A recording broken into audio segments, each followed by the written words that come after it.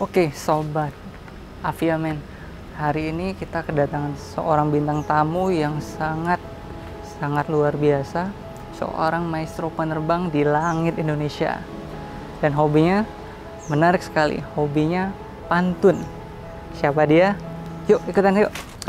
Aviamen, kita sudah bersama dengan bintang tamu kita yang luar biasa yang saya sebutkan tadi, Kapten Hanafi Harlium. Apa kabar, Cap? Selamat siang. Baik, selamat siang. Ngelihat wajah Kapten kayaknya masih tetap segar, cerah. Alhamdulillah. Secerah hari ini, Cap. Secerah hari ini. Kita lagi di tempat yang cukup sejuk, asri, nyantai nih, Cap. Angin sepoi-sepoi. Ya. Makin bikin sehat, tambah semangat.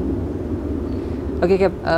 Kita pada kesempatan kali ini akan sharing sama Aviameners dimanapun berada.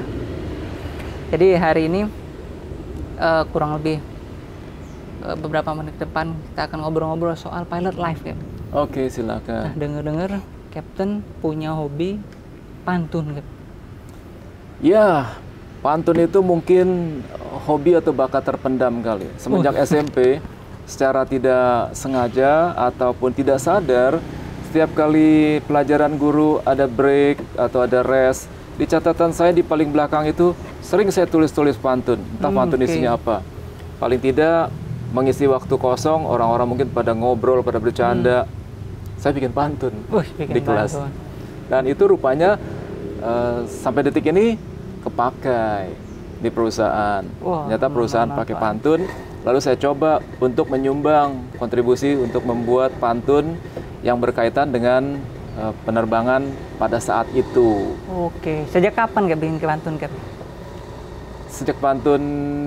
Sejak bikin pantun ya selain waktu masih di SMP, pada saat terbang sekarang ini.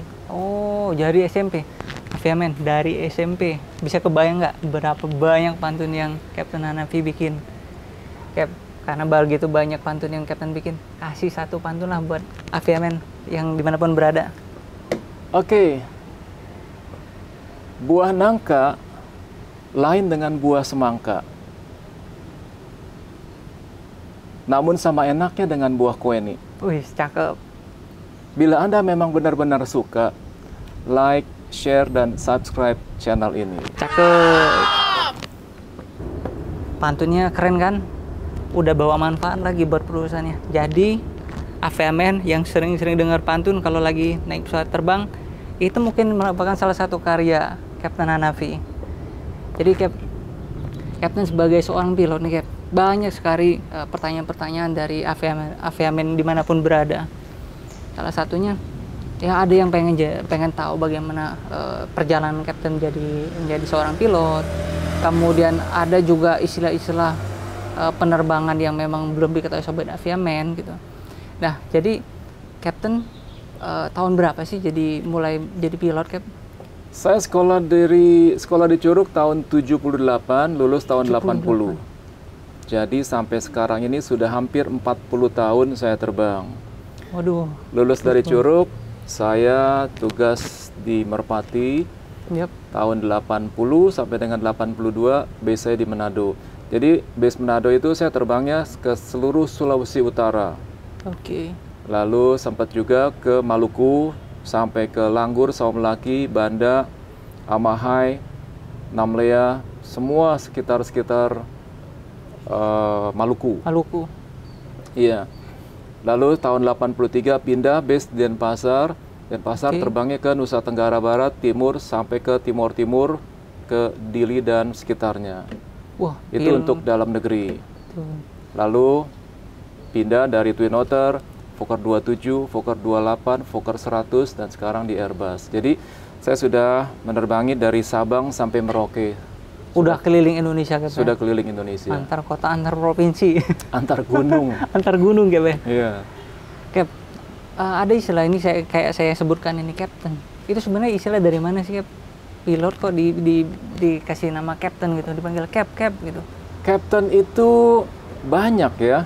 Ada Kapten Project, ada Kapten Kapal, Nakoda, ada Kapten Kapten Pilot, ada Kapten Tim Sepak Bola, Ada satu lagi Captain Amerika. Oh, Captain Marvel ya. Captain Marvel, Cap. Ya, jadi Captain itu adalah seorang pemimpin. Oke. Kadang-kala suka disalahartikan atau rancu dari orang awam mengatakan, udah pilot belum sih? Udah pilot belum? Iya, atau masih kopilot. Nah, pengertian itu maksudnya udah captain belum. Oke. Jadi mereka suka salah mengartikan bahwa udah pilot itu maksudnya udah captain belum. Jadi perlu digarisbawahi, captain pun juga itu ada dua. Dua-duanya bisa seorang captain, atau dua-duanya bisa captain. Oke. Dua-duanya berempat. Tapi hanya satu PIC. Apa itu PIC? Pilot in Command. Dalam satu kapal, dalam satu pesawat, hanya ada satu pilot in command-nya, pemimpinnya, pemimpin kapalnya, pemimpin penerbangannya atau kaptennya. Boleh dua-duanya berempat, tapi hanya satu yang punya pegangan, punya peranan untuk memutuskan suatu keputusan yang urgent sifatnya. Oke, Gitu. jadi bukan asal panggil cap aja deh gitu ya. Ada sesuatu makna di balik pemanggilan istilah captain itu ya, Cap ya? Iya, betul. Oke. Terus Cap, tadi ada istilah pilot co-pilot. Itu memang secara harfiah memang seperti itu istilahnya atau ada istilah-istilah lain Cap dalam penerbangan itu, Cap? Istilah lain ada yang namanya PM, pilot monitoring. Itu dia sebagai as a co-pilot. Pilot monitoring. Jadi dia hanya memonitor saja penerbangan, pekerjaan daripada sang kaptennya. Lalu satunya lagi adalah PF, pilot flying. Pilot flying itu adalah pilot yang menerbangkan pesawat pada saat itu. Yaitu dia, kan kita bagi tugas. Satu sebagai pilot monitoring, sebagai co-pilotnya. Satu lagi sebagai pilot flying, sebagai kaptennya. Walaupun yang terbang itu co-pilot, tapi pada saat dia terbang, dia disebut pilot flying. Disebut pilot flying, yang menerbangkan Cap ya? Yang menerbangkan, yang aktif pada saat itu punya posisi menerbangkan pesawat. Dan dia berhak untuk memerintahkan kaptennya tadi sesuai dengan job description-nya, di tugasnya. Dia memerintahkan untuk ini, untuk itu, misalnya pasang landing gear, menurunkan landing gear, atau pasang flap, atau menyalakan lampu ini, atau apa semuanya. Itu diperintahkan oleh pilot flying, walaupun dia seorang co-pilot. Walaupun dia seorang co-pilot. Iya. Jadi ada istilah pilot co-pilot, ada pembagian tugasnya pilot monitoring dan pilot flying dan pilot monitoring. Betul sekali. Oke, jelas. Sobat Aviamen. Satu lagi Cap. Dulu itu kalau saya nonton film di Nat Geo itu dalam kokpit ada 3 Cap. Nah, sebenarnya siapa itu orang yang ketiga itu Cap? Kayak enak ya dia orang ketiga ya. Orang ketiga itu dia belum sah untuk menjadi pilot, dia belum dapat bar. Hanya sebagai observer, pengamat, memperhatikan. Dia belajar sebelum menjadi co-pilot, dia belajar dulu apa sih jobnya sang co-pilot itu seperti apa. Dia sudah lulus jadi pilot.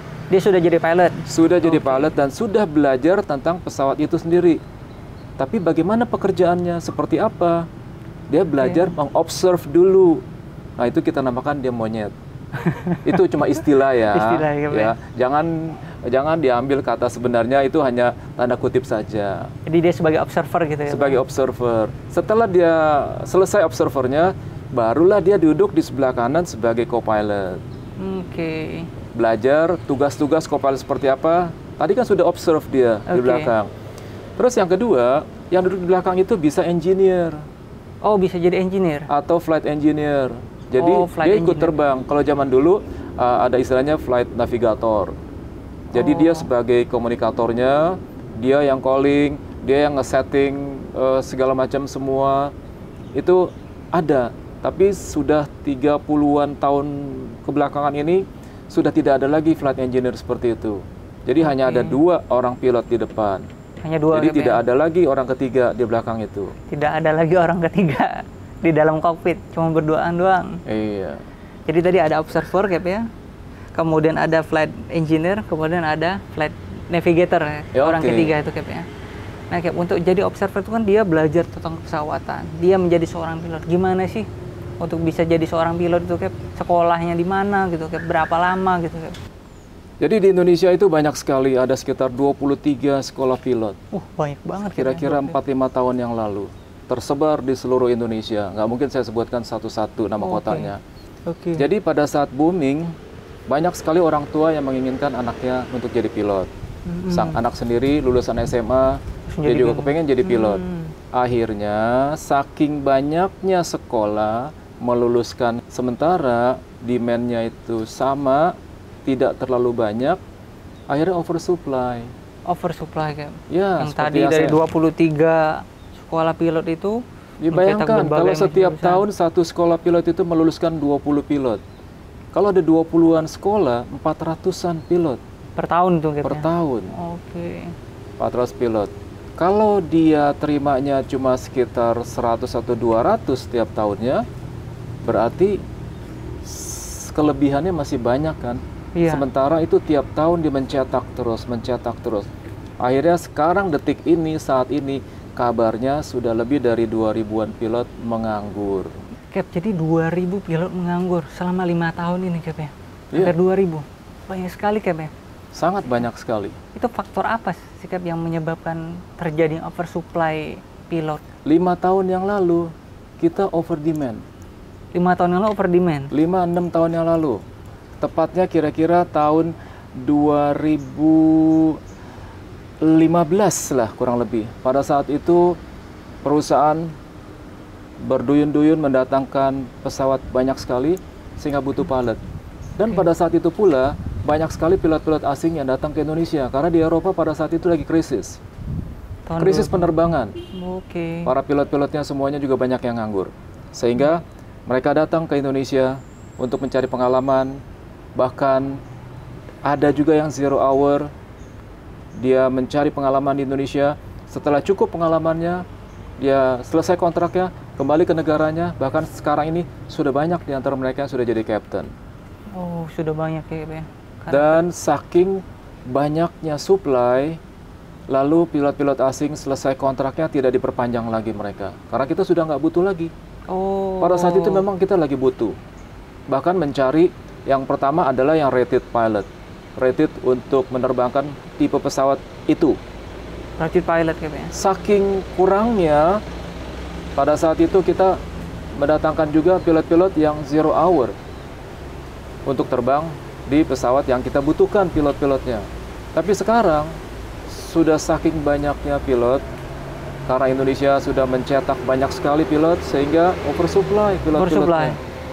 Jadi saran saya bagi anak-anak muda, adik-adik kita ini yang mau menjadi pilot, pikirkanlah masak-masak, bukannya membunuh, meredam keinginan ataupun hasrat untuk menjadi pilot, bukan itu.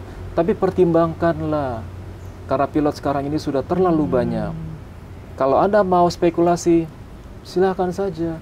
Karena bisa saja itu sudah suatu rezeki Anda, suatu masa depan yang memang sudah milik Anda sendiri. Siapa tahu dia passionnya di pilot gitu. Siapa tahu seperti itu.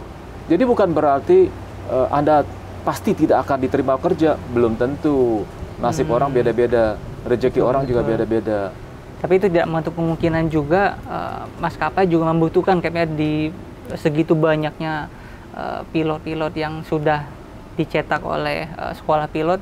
Di situ mungkin ada juga rekrutmen kecil gitu ya untuk tahun-tahun ini dan tahun-tahun ke depan. Seperti apa, Cap? Setiap tahun pasti ada kebutuhan. Itu pasti ada. Banyak tidaknya tergantung dari kondisi. Seperti kondisi sekarang, pandemi corona seperti begini, jangankan pilot-pilot baru, pilot lama saja banyak yang menganggur. Oke. Jadi pikirkanlah sekali lagi masak-masak. Mungkin 2-3 tahun ke depan sudah booming lagi. Corona sudah selesai dan airline kekurangan pilot pada saat itu mungkin timingnya tepat. Pengalaman saya, kalau kita mau berhasil menempati sebuah pekerjaan atau sebuah tempat, kita harus melalui 4 tahapan atau 4 item. Apa itu? Pertama, you have to come on the right time. You have to come on the right person.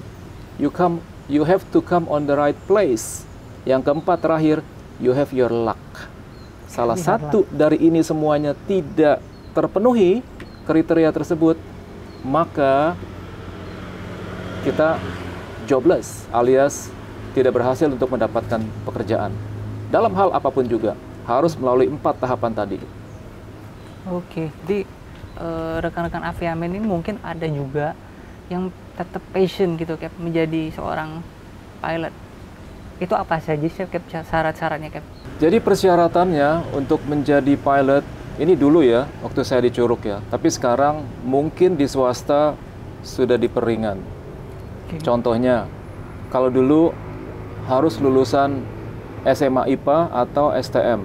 SMA IPA atau STM gitu? Ya, tinggi minimal 163 cm, berat proporsional, dan tidak berkacamata. Namun sekarang di swasta, semua itu diperlonggar, dipermudah.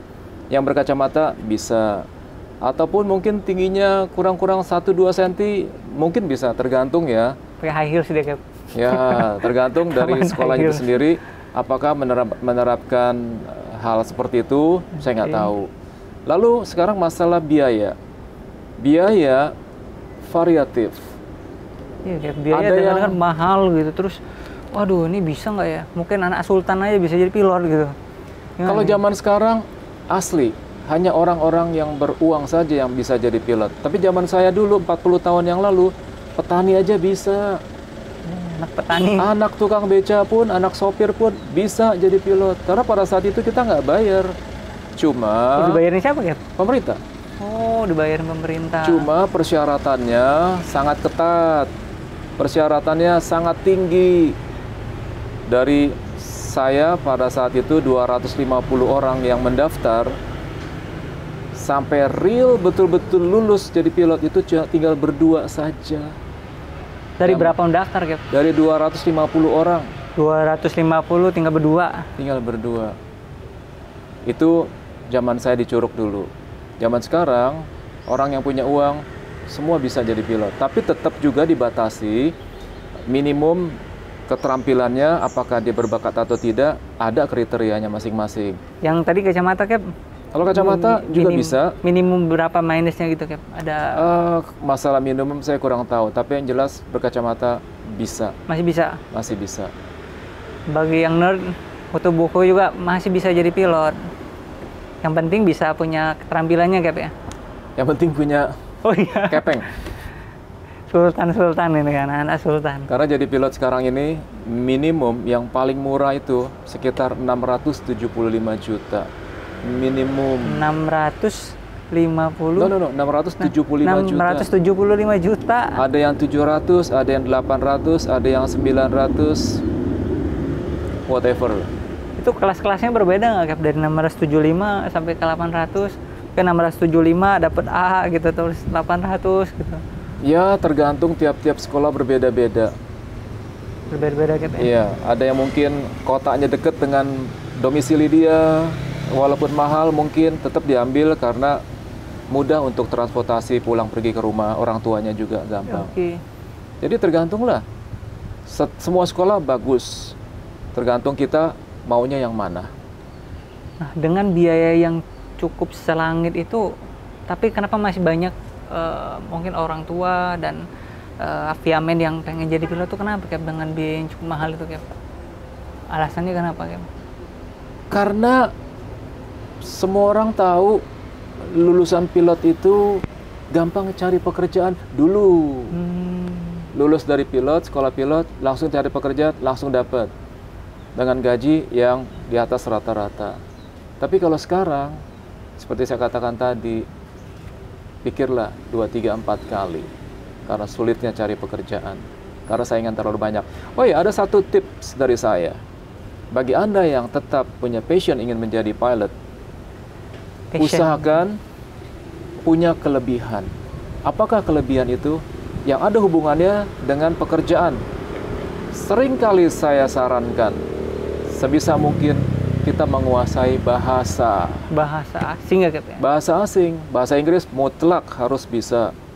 Bahasa tambahan lain, nah ini yang kalau bisa punya tambahan bahasa. Karena apa? Pesaing Anda tuh terlalu banyak di luar. Bayangkan 2000-an orang pesaing Anda. Tapi kalau Anda punya kelebihan pada saat di interview, apa sih kelebihan Anda kalau saya harus meng-hire Anda untuk menjadi karyawan saya? Coba tunjukkan kelebihan Anda. Oh, saya selain bisa bahasa Inggris, saya bisa bahasa Jepang, bahasa Mandarin, atau bahasa Belanda, terserah whatever ya. Wah, pasti si interviewernya merasa akan terkesan melihat si siswanya ini punya talenta, punya kelebihan dalam bahasa. Kalau saya jadi interviewernya, saya ambil dia. Oke. Jadi benar-benar harus punya kelebihan, Cap ya. Harus punya kelebihan karena saingannya banyak. Kalau cuma bisa bahasa Inggris, semua orang bisa bahasa Inggris. Yang penting jangan kelebihan berat badan gitu ya. Jangan kelebihan berat badan, betul, atau kelebihan lemak. Oh, kelebihan lemak.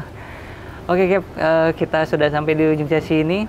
Mungkin sebelum kita simpulkan dari Captain, ada pantun lagi nggak, Cap, yang memotivasi sobat Aviamen tetap jadi passionnya untuk menjadi pilot? Kalau Cap? pantun seperti itu saya belum siap, tapi seperti biasa pantun penutup saya udah siapkan satu. Hidup tanpa tawa dan canda, terasa hambar dan hampa. Cakep. Terima kasih atas dukungan Anda.